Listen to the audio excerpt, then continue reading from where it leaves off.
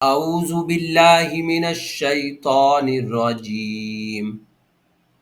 یہ جو طریقہ جو میں نے پہلے پڑھا ہے یہ بالکل غلط طریقہ ہے جو جنرلی طور پر ہم لوگ پڑھتے ہیں.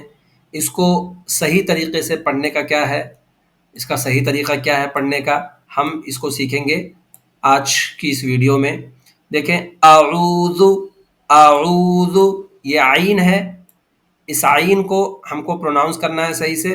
اس کے اندر سے آواز آتی ہے اعوذ، ذو، ذو، ذال، ذال کا پروناؤنس صحیح کریں. اعوذ نہیں ہے، اعوذ نہیں ہے، اعوذ، اعوذ. یہ حمزہ ہے، حمزے کو آپ صحیح سے ادا کریں. اعوذ باللہ، باللہ. دیکھیں اللہ کے لام سے پہلے کسرہ ہے تو باللہ، باللہ، باللہ. اعوذ باللہ، اعوذ باللہ من الشی، شی، شی یہ شین ہے، شین کا پروناؤنسیشن صحیح سے ہوتا ہے، یعنی ایسی آواز آنی چاہیے شا. من الشیطان الرجیم، صحیح نہیں ہو جانے، سیتا نہیں، شی، شی، من الشی. اس کے بعد یہ تا، تا نہیں ہے، یہ تو ہے، تو.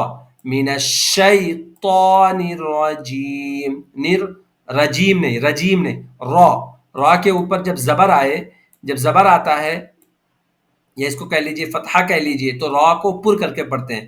را، زیم، زیم نہیں، یہ جیم ہے، جیم.